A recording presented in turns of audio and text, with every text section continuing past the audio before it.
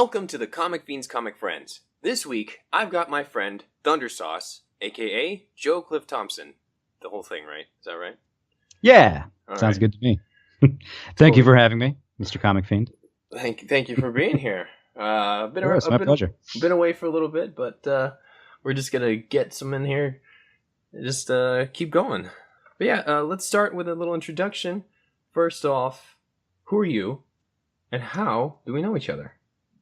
Well, my name is Joe Cliff Thompson, or Cliff Thompson when it comes to some video audio projects, but I'm a voice actor as well as a screen actor. But the Comic Fiend and I met. Yeah, exactly.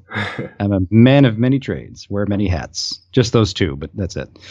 Well, the Comic Fiend and I were in a comic dub, which is still ongoing. Yes. The Fables Radio, done by Angela McCain. Yeah, I'm going to have her on here soon, I hope. Yeah, nice. Which seems perfect, but... Yeah, of course. But I played the character of Bigby Wolf, the sheriff of Fabletown.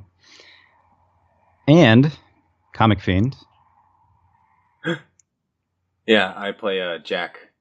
Jack Be Nimble. Jack of the Tales, I think is your full title. Yeah, what is it? From Jack and the Beanstalk and Jack Be Nimble and Jack of all trades, something like that, right? Yeah, I'm messing that Jack up. of all trades, master of none. Oh yeah, pretty much. That sounds accurate. Still better than a master of one, I think. Is that's how it goes, I think. Yeah. Yeah, that's the full thing, which is funny because a lot of people, think it's just the first part. Yeah. But anyway, yeah. I'm a actor / voice actor. I live here in North Hollywood, Los Angeles. Living the dream. I live in the dream. It's hard work. There's a lot of competition, as I'm sure you know. But that was terrifying. Just being there for like 2 days. Yeah, it's intense, and you really gotta keep up with your training. You gotta go to voice classes. I've been trying to go once a week, for screen and for voice. Because you want to do both, and it's twice as expensive. So yeah, awesome. Yeah, but it'll pay off. It'll pay off though, right? Yeah, exactly. That's the spirit. But yeah, I've been screen acting for probably about 6 or 7 years. First in Rochester, New York. Then my wife and I moved in 2014. We lived in Phoenix for a year, where I did some work there. It was kind of too much of a jump to immediately go to LA. Oh yeah. Yeah, and I have family that lives in Phoenix, so we're able to find our feet before we make the big leap of faith, which happened in January of last year. So we've been here for a year plus a couple months, year and change. Awesome. Yeah, and just to be clear, you guys are living like. Was it when I was there? It's just like you're right next to the bus stop. You really just feel the city reaching in and shaking you every night. Yep, more than once. I really can only record late at night. Yep. From like, luckily I have a job that goes pretty late. I work at a movie theater part time, well full time, but that's my day job. But yeah, I get home usually between like 12 and 1. And there's usually some group of people just waiting for the bus, and they have like really loud arguments or, calling each other names. And, more than once, I'm pretty sure, I didn't see it, but I heard it, but I'm pretty sure somebody pulled a knife. Oh, and then the other person left and came back with a baseball bat, like an aluminum one, because you drag one of those on concrete and it's a pretty unmistakable sound. Oh, God. Yeah. So yeah, I don't really know what happened with that, but whatever. But the reason I can't record during the day is because we live on Lancashire, which is really busy during the day. So around midnight onward, it slows way down, and I can actually get good audio. Yeah, it's a pretty decent setup, but yeah, that's about when I was able to sleep. I think just waiting for it to be kind of dead out there. Yeah, we like blast the living room fan so that we don't have to just white noise. Yeah, drowns everything out. But yeah, it's we're doing it. Fantastic. Yeah. All right. So let's get started. Well, I mean, we already gotten started, but let's get started. Let's get on track. Let's get started for realsies. So, yeah, this is the Comic Fiends Comic Friends. Question number 1. Thank What you. kind of comics do For you having- read? What kind of comics do I read? When I was a kid, I couldn't get enough of comic books. But lately, I've just been too busy to really like keep up with anything. Well, sure. So really, it's like I would say like any time that I have a job, I have done a fair amount of comic dubs, including the one that we worked on together. Still working on. Still working on. Yep. Closing in on the last episode, I think. Oh, is that right? Oh boy. Yeah. I finished recording for this penultimate episode. Oh. But we haven't gotten the scripts yet as far as I know, we haven't gotten the scripts yet for the last one. But I think she's still working on putting out that second to last one. But Yes. that was Fables by Bill Willingham, where I voice Bigby Wolf. Yeah. Yeah. Yeah. Well, This yeah, is Bigby. this is my Wolf voice. What's one of the lines? There's a really great one in the first episode. It was you said her place got trashed. Not that a tornado went on a bender and took it out on her furniture. Oh, chills. Chills. Ooh. Let's see what else. I've been doing a dub of the IDW run of Transformers, directed by Tatiana Stapleton, where I voice. I read a little bit of that. Really, really good stuff. Better than I remember it. I think this whole IDW, I guess it was a reboot because some of it's familiar and some of it's not. Like Megatron is there and Optimus Prime is there and Bumblebee and Cup and Springer and all these guys, but they're like way less corny than I remember. Yeah, and like it's really interesting. The More Than Meets the Eye line series is supposed to be really, really good. I don't That's know what if I'm the doing. one. That's the one? Oh, yeah. Yeah. That's the one. I have What do I voice? somewhere. It's Megatron and I voice Cup. Wow. Yeah. Big roles. Oh yeah. Megatron is kind of like not a spotlight character in that. He's kind of Really? he shows up. Later. He's not the heavy. Uh-huh. At least so far. Like I think maybe I don't remember, but it's the Last Stand of the Wreckers is the arc that we're doing, and Megatron shows up for maybe a couple lines a chapter, but he's like the man behind the man. The main bad guy is Overlord. Right. So my I show up in one scene and I just lay into Overlord for doing something wrong, and I'm just like what is it? Not anymore, Overlord. You just fought your last campaign. Bigger and better things await. That's my attempt at a Megatron voice right now. Do they modify? Actually, I haven't checked that one out. I'll put definitely. You send me a link, I'll put it up. But oh yeah, sure. Do they modulate the voice at all? If she does, it's very I actually submitted my auditions for that with a modulated voice, and she asked me to resubmit clean. Oh. So if she does modulate herself, it's very, very subtle. Yeah. Okay. But and Cup is I kind of gave him kind of like a southern twang. It's God, I can't remember any of my lines. Well, this is Cup. That's how we do things, son. Old school style. Nice. I don't know Cup. I don't think I know Cup. He's a pickup truck. So pickup Cup. Gotcha. KUP. Nice. Okay. I actually have not seen any Transformers media since the well, I'm not counting the Michael Bay. No. No. I saw the first one of those and I was just like, okay, well, they got Peter Weller back, and that's cool, I guess. But I have not seen any Transformers, adaptations since I saw the 1985 version, which is amazing. It's so cheesy, but it's amazing because they brought in all the characters. It's like midway through the original series, and like they brought in all the original characters, and they just mercilessly just killed them off one by one because they wanted to out with the old toys and in with the new ones because they were just really made to sell toys. That's all. Right. But then the whole franchise took on a life of its own. But anyway, so Transformers. I'm doing another comic dub. Also IDW. Toidles? Toidles. Yep. Titles. The Teenage Mutant Ninja Turtles IDW run. That one is directed by Josh Lambright of Star Force Media. We just finished our first season probably about a month or two ago, and we've already started production in second season. I play the character of Old Hob, who is it's weird. It's also similar to Transformers. They have heavily reworked origin stories, like streamlined, kept everything that works, and kind of jettisoned the rest.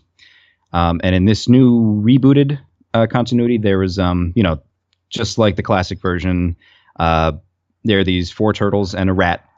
They are, there's this a car. Well, in the original one's a car crash, but in this one, there's April O'Neil is working in this.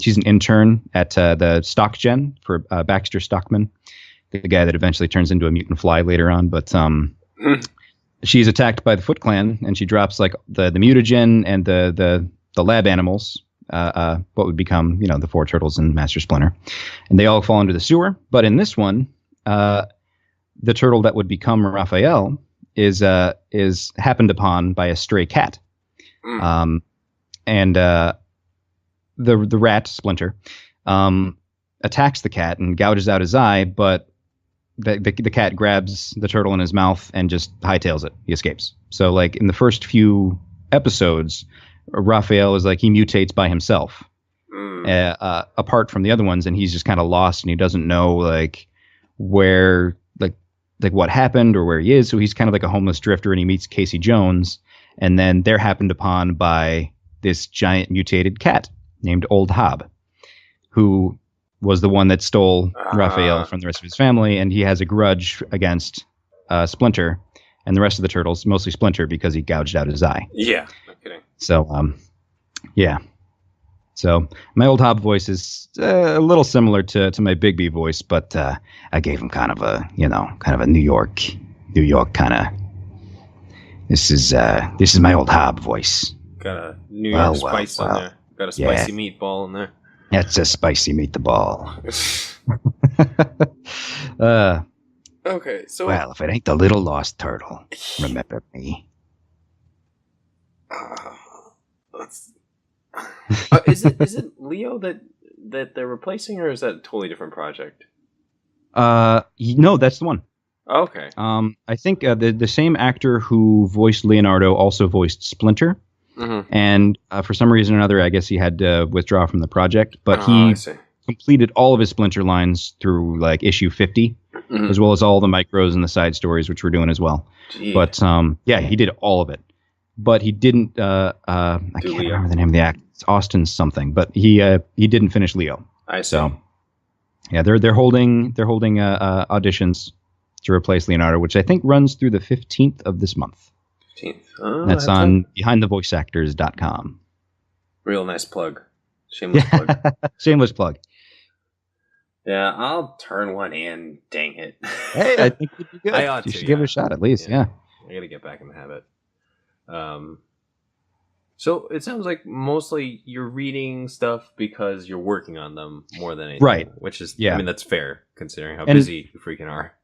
Well, I tried to. I got all 50 episodes, 50 issues, as well as the micro. Like there's a micro issue, I guess is what they're called, and each one is of a different Spotlight character.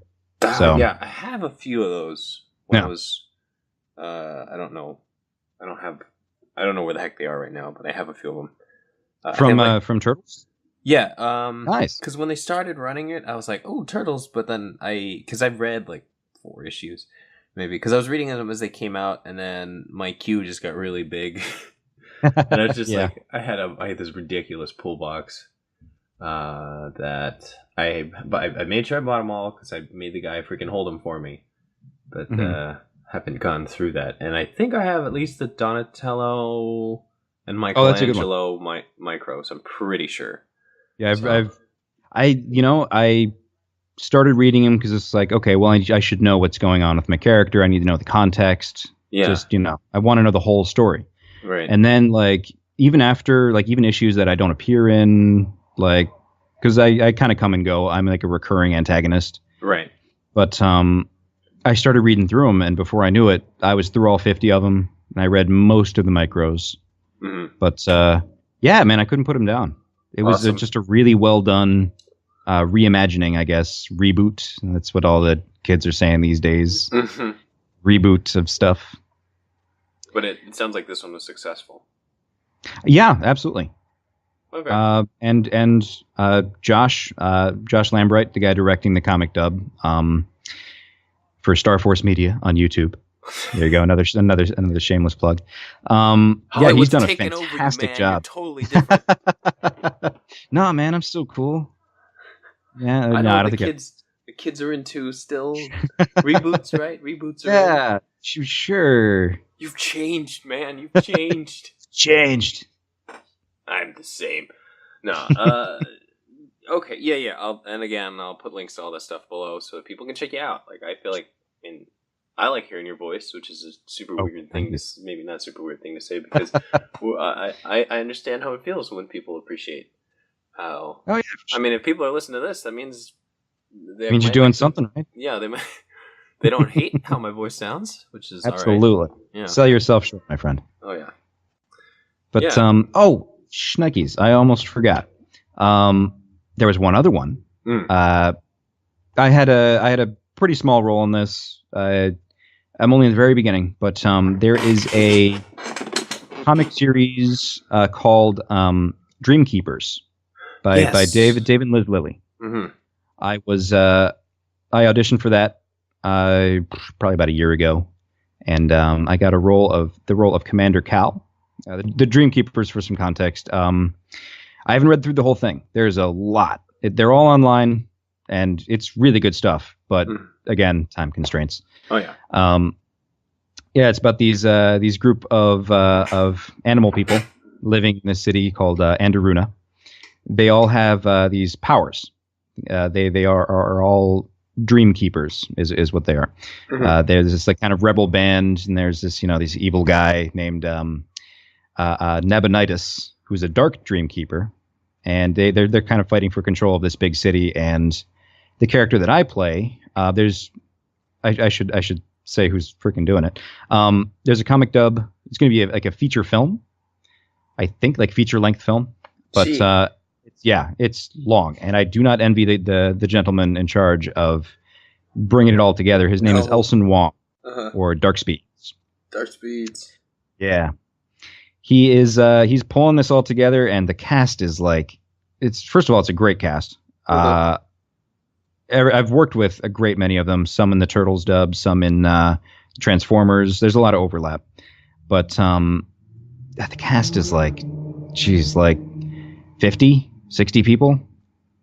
It is crazy. Goodness. There's so many characters in this. Yeah. But like, I play Commander Cal, who is one of the only members of the law in this city that's like not explicitly evil.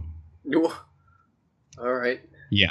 Like, it's kind of like the one guy on the force that like everyone else is corrupt, and like his higher ups are, keeping him in the dark. And it's a small scene near the beginning of this thing, but hopefully he gets an expanded role in later on down the road. Fingers crossed. Because fingers crossed, because he was a really neat character to play. Mm. That should be coming out sometime in the middle of this year. Awesome. The whole thing, or something are they like going to do episodes or what? I don't know. It sounds like he's doing the whole thing. Gee. I don't know. This is all secondhand. I don't know. Right. How his what his timetable is like, but yeah, that was a very interesting. I guess you would say graphic novel series. But I should ask you, what is the difference between a comic and a graphic novel? The difference is if people get really kind of nitpicky about this, they can shove it up their butt. No, I'm kidding. So I would say that a graphic novel maybe is something that is a little more long form, that is intended to be a complete series, like a complete series. In that, like maybe something shorter, not intended to be something longer run or like a serialized thing. Okay. So like, I mean, obviously, like the Watchmen would be like perfect example. Perfect example of a graphic. Mm-hmm.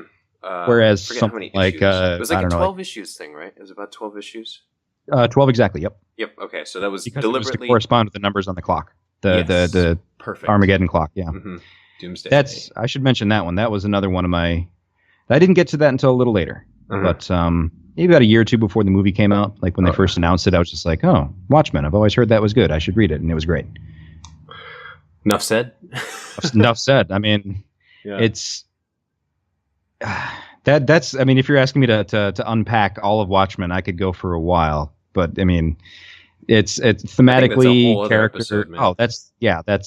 That could take some time. And I think the movie was decent. It was about as good as that could be, like, because that's kind of unadaptable, right? The way that story is. Like, it would have to be like a mini series on HBO or something, which would be awesome. Oh yeah, that would be the best way to do it. But I would argue I would say that it was a decent adaptation. I was actually it was palatable.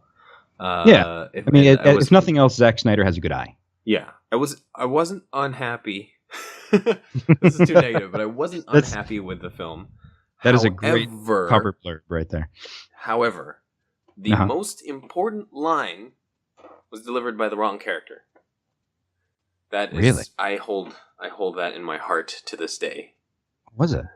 Ozymandias' victory was too complete for him. There needed to be that like last, discordant note in it for it to be complete to me. He's supposed to, in the comic, if you remember, he goes into it's like after everybody's ran out of the building, and Dr. Manhattan's about to bail. This is at the Antarctica base. Yes. Okay. He basically says like, I did everything I could. It's over now, right? It's fine. Like I made the sacrifice. And Dr. Manhattan is like, he's a pretty emotionless guy at this point. He's already kind of just gotten it. And just kind of like, it's sarcastically, almost like snarkily, he's just like, it's never over, and then he pieces out. That's right. Yeah. That's what the only gripe I hold in my heart, like truly hold in my heart. They didn't have him say that. The line was delivered, but it was by either Silk Spectre or Night Owl at the end. Oh no, that's lame. Right? Yeah, and I was just like, nope, that was the wrong. I'm surprised that it didn't stick out more in my memory because I remember the line now, like. Mm-hmm. It was in the comics. Like I did okay. Like in the end. Yeah. Mm-hmm. And then he's like, Adrian, nothing ever ends. Yep. Exactly. Yeah. And I was disappointed there was no giant psychic squid. I know. I was okay with it. It sort of worked for the film. Less ridiculous CGI. I mean, than what we got, but. I said, it was probably about as good as it could be, considering the source material is so heavily dependent on being a graphic novel. Exactly.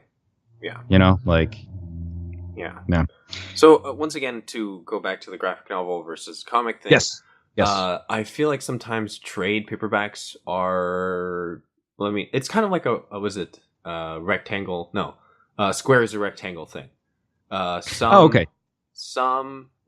trades are graphic novels, but not all graphic novels are trades or something like that. Right. Sometimes trades are just collections of stuff of issues that are out, not necessarily something for like a mini series.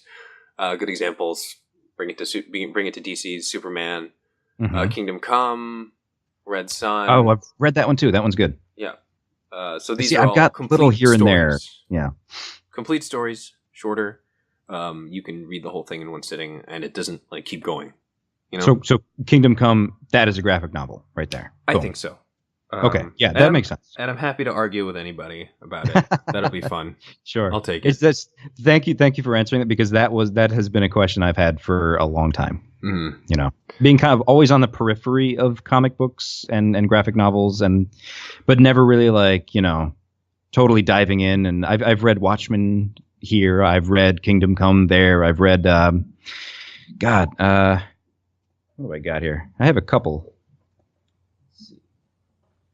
Oh, I picked up after we did that first episode of Fables. I picked up the whole. That's right. That's right. That was at the comic book shop when you came to visit. Yeah, that was Blast Off Comics. Shameless plug. We'll put it right down the street from where I work. They have a site, right? A website. They ought to. Oh yeah, yeah, for sure. It's 2017. My goodness. Who doesn't have a website? No, there are people. Let's all honestly. Yeah. Okay, so I feel like we've gotten an idea of what your taste is, what you read. But you did mention that once upon a time you were more into comics. If you can think back, yes, way back, how did you start reading comics? Way back in the mid '90s. That would be Chris Claremont's original run on the Uncanny X-Men. Ooh, Chris Claremont. Yes, things got a little weird. Not gonna lie. Yeah. I mean, you're on board when you're a kid. You're just like, oh, that happened. Like that person died 5 times, but now they're back again, like superpowered. Like awesome. Okay. Yeah. Like looking back, like, I mean, that's comic books. You know, that was the X-Men back. That was the comic books in the 90s. To be clear. Yes. To be precise. Yes. They've evolved somewhat since then, I imagine. Of how, I mean, death was cheap. Like, how many times did Jean Grey die? I honestly couldn't tell you. Spoilers, but yeah. No, I think even moviegoers kind of got a taste of that. Oh, yeah, for sure. I mean, it's impossible to have Jean Grey in any adaptation and just not, like, at least hint, like, oh, hey, she's going to die. And then she'll be back. And then she'll die again. But then it's fine because she'll be back. So to either sweat it or don't sweat it. Yeah, exactly. I imagine they're working towards that with X-Men Apocalypse. Oh. Is it a kind of Phoenix thing with that? And I imagine they'll... Yeah. The Phoenix this is an interesting... is coming back, I guess. Oh, yeah. See, this is interesting because most of my comic book and graphic novel context comes from the movie adaptations that have been coming out. That's fair. I mean, that makes sense. Yeah. Apart from what I've read, independently, but yeah, like the Marvel MCU, I think I've watched. Yeah, I've watched all of it except for I have not watched Iron Fist yet. Gotcha. I've heard still mixed have not. things. Yeah, I feel like I ought to just tackle it. But to be fair, I also have not finished Jessica Jones. We fell off at some point. Not for any fault of the material, we just happened to like schedules got weird, and then we just haven't gotten back on the Netflix train. I have a lot. There's a lot to enjoy. I think there's a spot somewhere like mid to like slightly after midpoint in Jessica Jones, which I'm curious if you've gotten there yet. But and I won't spoil anything. But for you or the audience. But there's a point. There's an event that happens where you're just like after that you're just like, okay, let's do this, locked in. Let's just binge watch the last like 4 episodes. We're doing nothing until this is over, right? Exactly. Yep. It was the same with Becky and I tried to ration out Stranger Things. Oh no. And no, that didn't happen. Like we watched the first episode one night, next episode the second episode, and then after like the 3rd or 4th episode, we're just like, okay. What do you mean? There's only 8. Right? When you get to it, you're just God. Like, that's it. Are you kidding me? Halloween cannot come soon enough. Halloween? Oh, man. All right. Which is thematically because I think promo, like, it showed the kids Ghostbusters. Blackout. Just when it comes out. But yeah, I guess. Sorry. Halloween makes sense, I guess. Darn. Yeah, I told you I try not to watch trailers. I do remember that. Sorry. No, it's fine. And you can edit that out, right? You can edit that out. It already happened to me. Damn it, Big B. Oh, listen here, Jack. Eat these spoilers, and you're gonna like it. Wait, let me hear. If you'd like to spoil something that I want to see, then please go ahead. No, I'm not. That's not how it works, man. We spoil everything, and the whole world ends up spoiled. Something like that, right? My friend and I ends up with the whole world spoiled. That's so true. I think Gandhi said that about spoilers. Oh, is that it? Is that right? Yeah, he did. He was, I thought it was Martin Luther King, but you're probably right. Oh, yeah, I don't know. Huge X-Men fan, Gandhi. Yeah, that's right. Loved it. He wasn't too big on Apocalypse, I mean, I guess that makes sense. Yeah, right. But on the subject of MCU, though, I actually did go back after Civil War came out. Mhm. I was just like, I really enjoyed Civil War. I know there was some, there were some split opinions. Some people loved it, some people hated it. So I guess you could say there was. Love that freaking airport scene. Yes, that was one thing that always showed up. It's unifying. I mean, tonally, I thought, it didn't quite fit in with the rest of the movie because it's very, grim and dour and, politically charged debate and people at each other's throats. And then just like this thing, with giant. Yeah, it's everyone's just kind of slapping each other around. It was great. Fantastic. Yeah. But tonally, it was kind of like, oh, well, this is like fun now. And then, we're back into like soul crushing. Don't get me wrong, it was great. I loved it. But that inspired me to go back and read the Civil War graphic novel series. I think it was by Mark Millar. Mark Miller, I think is what it is. Miller. Who's Millar? He's Scottish. No, I think it's Mark Miller. Okay. Well, I was just thinking, is somebody Millar, somebody pretty sure it's else? Just the one. I mean, he's a Scottish dude, so I don't know if it's. I don't think it's Millar. I mean, there's a lot of things that you read and don't have to say out loud, and then when you say it out loud, you're like, oh, whoops. Oh, but it is spelled AR. Yes, it is correct. Okay, yes. That's it. Yeah, because I just read it. Just pronouncing it because that's whatever. Yep. Well, yeah. You got it. Well, either way, I read the first couple of the original Civil War, and I was just like, nope, can't do it. No. Mm-mm. I don't know what it is about Mark Miller, but like a lot of the stuff that I've read from him, because I also read, God, I'm blanking on it. This doesn't bode well. Wanted. That was him, right? I liked Wanted. I didn't hate it. I would say more than the movie a little bit. Just because like I didn't know. Oh my God! I didn't know it was supposed to be supervillains, not assassins. When it was supervillains, it was so silly, and I was just like, I like this a lot. Yeah, there's kind of like a, intentionally over the top, which apparently is kind of the staple of Mark Miller. Mm-hmm. I kind of like Wanted. Surprise Eminem at the end of that one. In Wanted? In the comic, you know what I'm talking about, right? He deliberately designed the character to look like Eminem, aka Marshall Mathers. Okay. And so at the end of it, he has the guy shave his head and not lose the dreads and just straight up look like freaking Eminem. Okay. Yeah. Which is I was like, what? Did Eminem make a guest appearance? That I'm not, because I know at one point he fought the Punisher. I do know about that. I've never read that, but okay, I didn't see that. Eminem versus the Punisher. That's a real thing. Yeah, but you know what? The Punisher also, it was like Archie meets the Punisher, so the Punisher doesn't really he gets around. And there was a time when the Punisher died and came back as an angel, and then as an angel he killed people. Great. That sounds like the Punisher. Yep. That sounds like the Punisher. Yeah. Well, that's another thing that I really loved about the MCU lately. John Bernthal as Punisher. Oh, yeah. I did see the first episode of Daredevil season 2, and that was lovely. The first 4 episodes. Scheduling prevented us from. I'm telling you, as far as we've actually seen is Jessica Jones. Maybe 6 or 7. But we're gonna probably get on that train soon. Maybe next week. I think it's probably what's gonna happen. Okay. Because too many people are asking about Iron Fist. They want to talk about it. I'm like, all right, well, we just gotta watch them all first. So let's. I should do the same thing, and then we should compare notes. Yes. And things that we were struck by. But anyway, we'll do that. That'll be a month from now. Let's check up on where we are. Just make the date. Yes. Okay. Yeah. Well, Civil War. I got through like the first 2 issues of it, and I was just like, nah, I can't do it, man. No. They made some very good changes to that. I don't know if you've read through that whole series, right? I have bits and pieces. I know that what started it was, from what I remember in the comics, it was like kind of actually what Kingdom Come was leading to was just like you have like spoiled kids with superpowers not taking it seriously. And they were filming like a reality TV show where the superheroes are catching criminals, and one guy goes nuclear.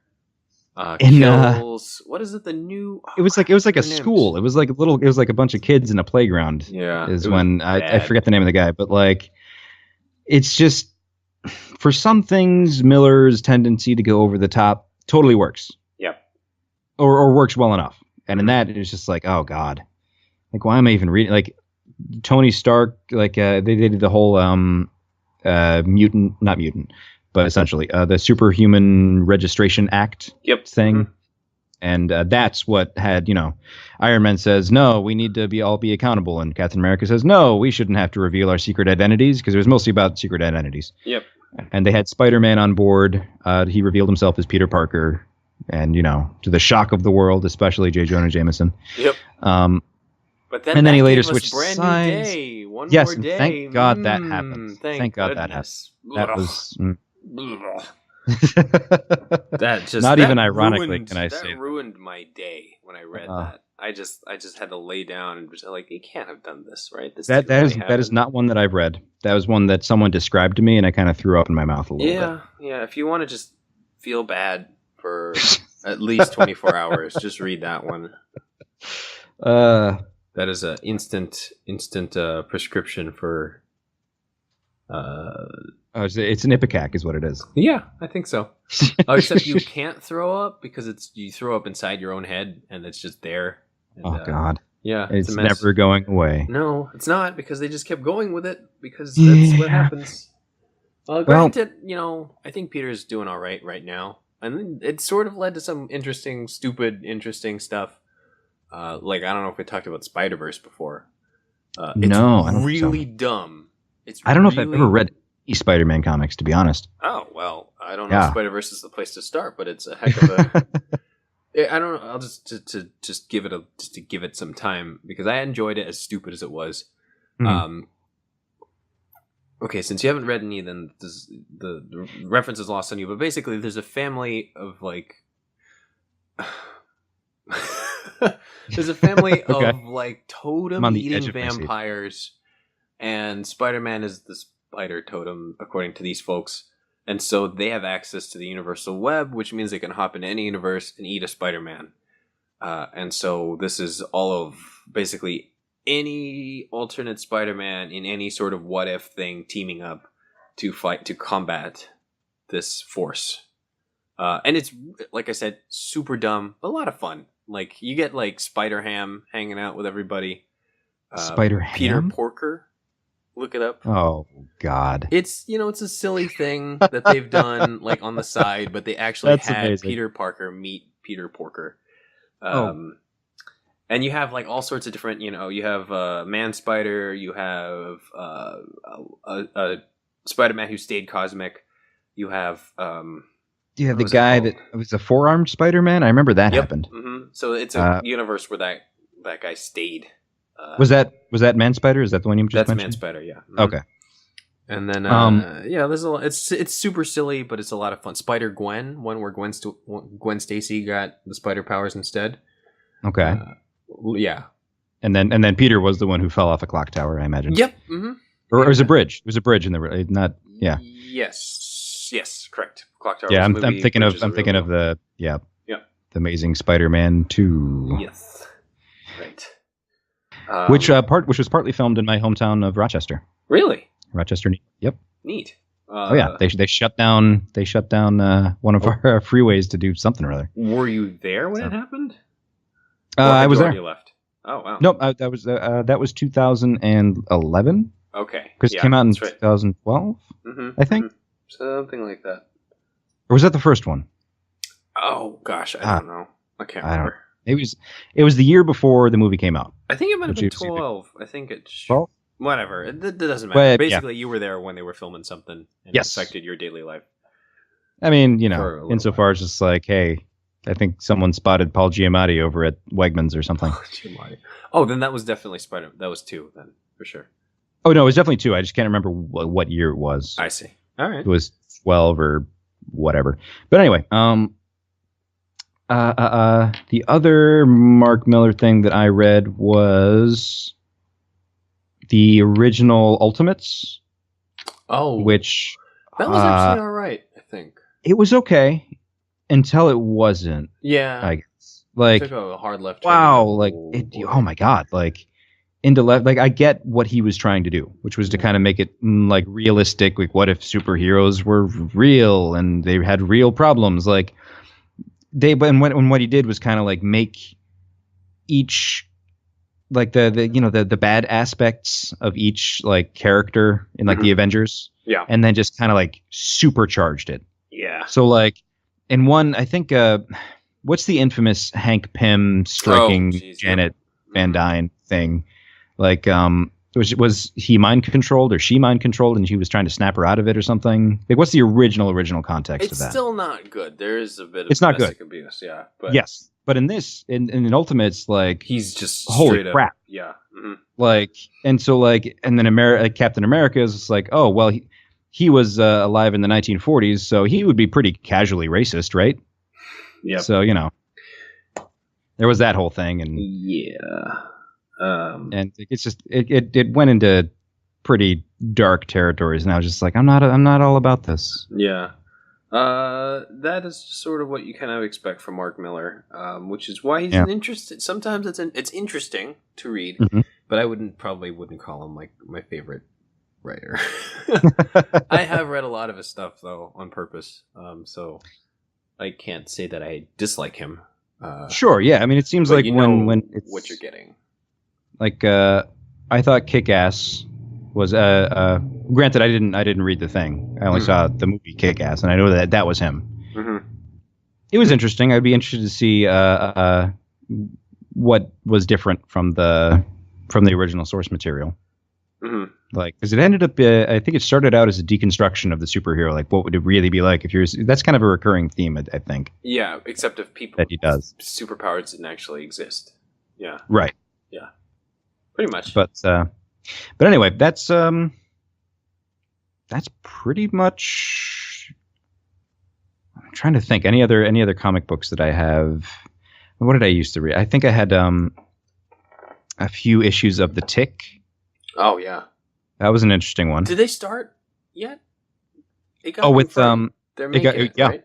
Yep. Yep. But did they come out yet? No, right? No, I don't think so. Okay. I really want. I voted. I made sure I was like this. I nice. Need to see this happen. Yeah, we don't have what is that? Amazon? Yes, Amazon Prime streaming. Yeah, we do not have that. We're looking into it because that's a big reason for us to get it if they're actually doing the Tick series. Yeah. But Peter Serafinowicz, who I thought was treasure. God. Have you ever seen the he did this is the Peter Serafinowicz show. He plays this guy he's in a fat suit and he's doing these like how-to videos. Okay. Brian Butterfield. Name's Brian familiar. Butterfield. Yeah. You should check that one out. That's I mean the Peter Serafinowicz show is I imagine pretty obscure. I had never heard of it before. Right. I was linked one of these videos and like, oh my God, the man is hysterical. Mm. And he had some. If folks are do not recognize his name, but he is the jerky jerk roommate in Shaun of the Dead. Yes, indeed. That just gets down on them for being screw ups and not going anywhere, but then turns into a zombie. So what does he know? Exactly. Yeah. And then he later captures the Guardians of the Galaxy. Oh yes. And he's as what a bunch of a-holes. Yep. But then he eats it. So again, what does he know? He does. Yeah. Exactly. Bites the dust there. Mm-hmm. But now he's the Tick. Now he's the Tick. Which I thought that the pilot episode they made for that was just spot on. I need more. I need more. Yeah. Don't get me wrong. I enjoyed the original animated series for sure. Oh yeah. I used to watch that every Saturday morning, along with X-Men, along with Spider-Man, Batman the Animated Series, which is probably one of my favorite animated series of all time. Yeah. It's like saying I like Oxygen, man. What does that even? Doesn't even mean anything. Oh yeah, I mean, there's a reason why Kevin Conroy and Mark Hamill have been playing these roles for ever. Going on 3 decades now. Yeah. Mm-hmm. But yeah. When it comes to the Tick, I really enjoyed the original cartoon. It was just wonderfully bizarre. Yeah. And I actually also really liked the Patrick Warburton, that the live action one, which came out around like 2000, 2001, something like that. Yeah. But sorry, you were saying about Kevin Conroy and Mark Hamill. You wonder if they're Kevin Conroy is still There's Injustice games. I don't know if we talked about these. We're talking about fighting games a bit. I believe you're not super into them. I'm just not very good at them. Yeah, but this is a super. No, it's appropriate because it's about comics in a way. The Injustice games are they are fighting games, yes, but I really love how NetherRealm handles their story mode. Like, there's any other fighting game, it's like a story is basically like get to the end of the tournament, what happens afterwards, at the end. But what you NetherRealm just described Studios, like Street Fighter, Tekken, Dead or Alive, Mortal Kombat. Well, so as of Mortal Kombat 9, they started doing story mode a different way, which is super great. Where they start you off with a character. They have 4 fights that are linked together with cutscenes, and then after 4, it moves on to another character, and the story progresses. Mm-hmm. So that since Mortal Kombat 9, they've done that. So it goes Mortal Kombat 9, and then Injustice, the first one, which is on Xbox 360, PS3. It's on everything. You could probably get it. You have an Xbox One, you could probably get it. Yeah. And then Mortal Kombat 10, X, whatever, and then now Injustice 2, they're going to continue that. So it's... They are actually able to tell a story that they are sticking to. Like, they did a comic to go along with it. I mean, okay, it's super ham-fisted, if we're being honest here. It's super ham-fisted. It's another one of those what if Superman went evil stories. Come on, let's be honest here. When have comics ever been ham-fisted? I guess, only sometimes. That's come on. Yeah, I guess.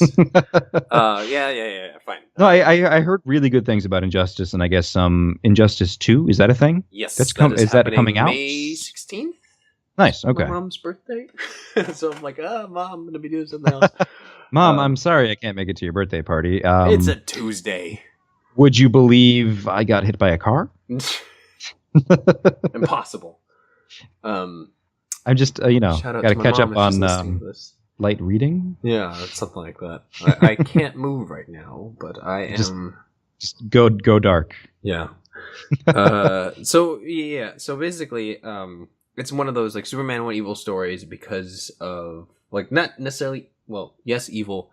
Because of reasons. What's the word? Lawful evil, I guess. Okay. All right. Yeah, I kind of see where you're going with that. The Joker tricks him into killing Lois and his unborn child. Hitting him with super kryptonite-laced fear toxin. Making him wacky Joker. I know, what a clown. And so at this point, Superman's like, I've had it with him, and he punches a hole through his chest and then begins his regime. Because no more crime. No more clowning around. Get it? Yeah. That wacky Batman. Superman should have been Superman, I should have said. But anyway, so that's the gist of it. And then so Batman's like, whoa, you can't dude, you can't do this. So then they're the opposing forces. And so the story continues with Injustice 2. Nice. May 16th. Available on Xbox One, PC, and PS4. Shameless plug. This is not sponsored. This is not sponsored at all. It's not. It really isn't. Yeah. I think the last, and this is also appropriate and relevant, I suppose. But the last fighting game that I played, which I sucked at, was Marvel vs. Capcom 3. Oh, it's so cheesy, but I love it. It was, it was fun. It was good. I really liked the cell shading. I liked that it had Deadpool because, having Deadpool in just about anything, it makes me happy. And I should note that I enjoyed Deadpool back in the days before, like way before the movie came out. So big man. I should say, I didn't follow really any of the Deadpool plots. Like I knew of, and he was funny. Yeah. And then they did that movie, and like, oh wow, he is now a household name. He was a household name. He was a household name as of, I would say, Marvel's Capcom 3. But I saw. Oh yeah, for sure. I was at like what do you call it? Science and Conservation Reserve today, and somebody was wearing a Deadpool shirt, and I was like, "Yep, nice. It's everywhere." Congratulations, Ryan Reynolds. But credit where it's due. He's been trying to make that movie for yeah, absolutely. I'm over a decade, from what I understand. I'm thrilled that it worked out. And it turned out pretty dang good. And it removed the memory of him in X-Men vs. Wolverine. What are you talking about? My head just started hurting. What was I just saying? I don't. I was saying something. We've been running this a little bit longer than I expected. That's quite a counter on that time. It's super easy to get carried away talking to you, man. Well, you as well, sir. Yeah. Well, obviously, we've already committed to doing another one of these in the next month, something like that. Okay. Yeah, sounds great. That's my first. It'll be my first follow-up one, maybe. Ooh. Yeah, big deal. Milestone there. But to just put a nice little cork on it, let me get some recommendations. I mean, we've mentioned some things, but if you could pick three things, only three at most, if you want to do less than three, that you think folks should read, that you think that it's important to you, or you think it's important that folks read. Give me those three things. You have 5 minutes. Go. Oh, 5 minutes. Okay. All right. God, this is gonna sound like, because I know. I mentioned before, I'm a layman when it comes to this kind of thing. It's like, oh, he's recommending Watchmen. Like, yeah, okay. Like anyone, Actually, I think it might be a first for this, so it's yours. Really? Yeah. Okay. Well, I mean, I imagine that may just be because it's an obvious choice, but yeah, I'll absolutely. Watchmen. I could probably talk with you for a couple hours on that one at least. Yeah. Because of the way that it's structured, the way that the characters are written and how they evolve, like, or don't evolve. And it is such like a or don't evolve. Yes. But it is kind of a perfect structure of this medium of the graphic novel, and the story is so. It's Alan Moore, man. Yeah, it's Alan Moore. Yeah, I mean, what else do you really need to say? Yeah. The man who created what would later become the movie adaptation, The League of Extraordinary Gentlemen. The man who created what would spark an unstoppable internet meme to everyone's dismay. V for Vendetta. Oh, Lord. Yeah. Yeah, he kind of got a raw deal when it came to adaptations, huh? Yeah, just about. Yeah. I mean, Watchmen as a movie, okay. Watchmen as a graphic novel, awesome. Anybody go out and read it. 10 out of 10 would recommend. 10 out of 10. 5 out of 7. 7. Oh. Yeah, there's your meme for you. Strong memes. My meme foo is strong. Okay, how much time I got? I got 2.5 minutes. Oh God. Memeing too hard. Memeing too hard. There was this kind of awesome series that I had way back in the day. I really couldn't recommend it for any reason other than like I thought it was super cool, and if I were to go back and read it, I'd probably be like, "This is ridiculous. Why did I like this?" It was Age of Apocalypse, the X-Men run. I think it was like late 90s. I thought it was super awesome. I can't imagine I would think the same now, but like, well, it sounds like that's a podcast episode. Yeah, it was an alternate reality of. I'm sure you're familiar with it. It's Legion. Charles Xavier's son goes back in time. There's a TV show now. That's right, which I have not seen. I haven't seen it either. It's supposed to be fantastic. Really? But, boy. All right. Yeah, that's what I've heard. Yeah, okay. This is all second. But he goes back in time to kill Magneto before he can cause problems for his father. Ends up accidentally killing Xavier instead. So he just winks out of existence. Whoops. Oh, jeez. And then it's up to... It's a vastly different story where Apocalypse arises and there's no one around to stop him except for Magneto and a bunch of people who hate each other that gradually pulled together to become kind of the X-Men. There's some good guys that are evil. There's some evil guys that turn out good. It's an interesting idea of what happens when you mess with time and stuff like that, which hasn't been explored by any movie ever. No way. It sounds like one of those like probably really dumb, but it'll be fun. Yeah.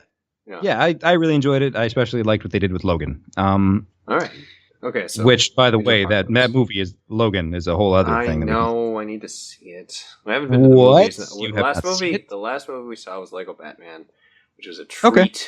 That's acceptable. I think I've met my quota for now, but I will have to make up with it by watching. To be fair, I've never watched any of the Wolverine movies in theaters. It's always like with my dad on a DVD. That's fine, because up until now, none of them had been worth it. Yeah, probably. Yeah. This was a perfect note for these characters. Yeah. All right. Okay. But anyway, the last one. I've 10 seconds. God. Just say it. I don't. I'm messing with you. It's fine. Jeez. Hang on. I really like Firefly, so the Serenity graphic novel. Why not? Okay. Great.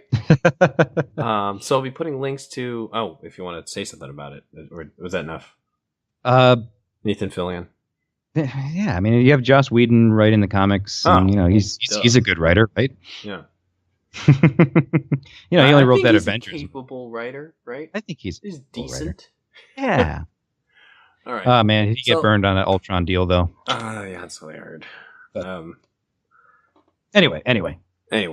Okay, so I'll be putting links to places where people can legally acquire these comics. It'll probably be links to Comixology or just Amazon if I can't find it. But that's if people are interested, I'd love for them to be able to support them, this industry as much as I can.